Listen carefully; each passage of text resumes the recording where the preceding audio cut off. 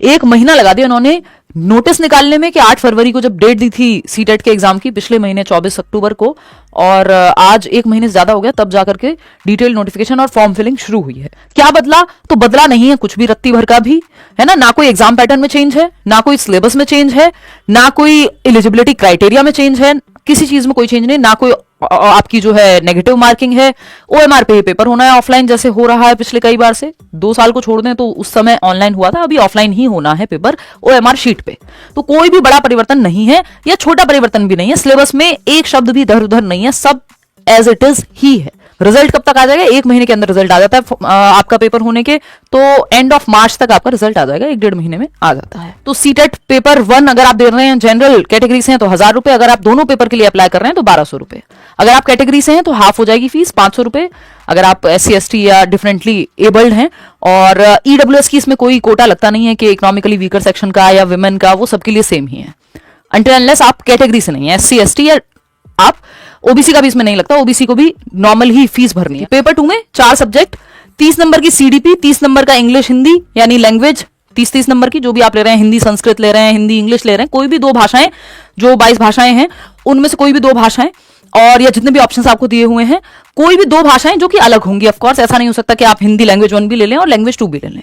मेरा रिकमेंडेशन ये रहता है कि आप लैंग्वेज 1 अगर हिंदी ले रहे हैं तो लैंग्वेज 1 ही लें हिंदी को, बाकी कोई और भाषा आप सेकंड लैंग्वेज ले लीजिए। फर्स्ट वाली थोड़ी सी पोइटिक होती है, थोड़ी सी मुश्किल पड़ती है, पेडागोजी हालांकि सेम रहती है। SST की अगर आप बात करेंगे या मैथ्स और साइंस बैकग्राउंड से अगर आपने BSc किया है और फिर B.Ed किया है, DLED वाले भी पेपर 2 भर सकते हैं, आप दोनों पेपर भर सकते हैं, क्योंकि पुराने टीचर्स को सुप्रीम कोर्ट का आदेश है कि 2 साल के अंदर अंदर जो आपका सीटेट है वो क्लियर करना ही है।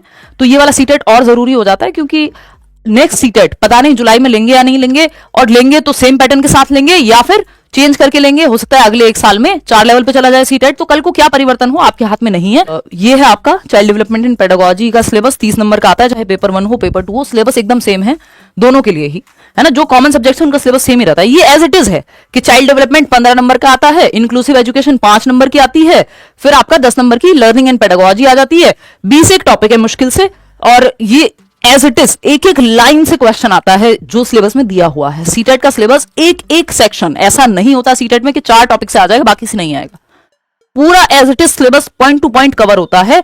जेंडर का एक क्वेश्चन फिक्स है तो फिक्स है, लैंग्वेज एंड थॉट का एक क्वेश्चन फिक्स है तो फिक्स है, प्याजे वाइगॉत्स्की कोलबर्ग से एक एक 2-2 क्वेश्चन आएंगे तो आएंगे। सिलेबस में एक पॉइंट भी नहीं छोड़ते ये लोग जहां से सवाल ना आता हो। अभी तो कुल मिला के बात यह है कि जो प्रीवियस मैराथन सेशंस हैं, फ्री नोट्स आपको डिस्क्रिप्शन बॉक्स में मिल जाएंगे, वो आप पढ़ लीजिए। अगर आप बैच में तो कुछ और आपको सोचना ही नहीं है, मेरी क्लास मंडे से शुरू है, बाकी क्लासेस ऑलरेडी चल रही हैं। पेपर में आपको 82 नंबर चाहिए अगर आप ओबीसी या किसी भी कैटेगरी से हैं, SC/ST डिफरेंटली एबल्ड हैं, ठीक। EWS इसमें लागू नहीं होता। और अगर आप जनरल कैटेगरी से हैं ना, विमेन कैंडिडेट का अलग से कोई कोटा है, तो आपको 90 नंबर लाने हैं। अब मस्त तैयारी करो, 60 दिन लग के मेहनत करनी है। मैं भी अपनी तरफ से बैच दूंगी, यूट्यूब हो, करियरवेल ऐप हो, ऑफलाइन चल रहा है वो भी। हालांकि सीटेट का बैच हम ऑफलाइन नहीं लाते हैं, सीटेट उतना बड़ा एग्जाम नहीं है कि आपको ऑफलाइन पढ़ने की जरूरत पड़े। और अगर हम बात कर रहे हैं, आप भी अपना बैच दीजिए, ऐसा नहीं है, सिलेबस आराम से कंप्लीट किया जा सकता है, बढ़िया से पेपर निकाला जा सकता है, 2 महीने इनफ टाइम है। थोड़ा सा सिलेबस सेम है लेकिन क्वेश्चंस का पूछने का तरीका विद टाइम इनका चेंज हो गया है, तो उसको भी हम रोज डिस्कस करेंगे यूट्यूब पे।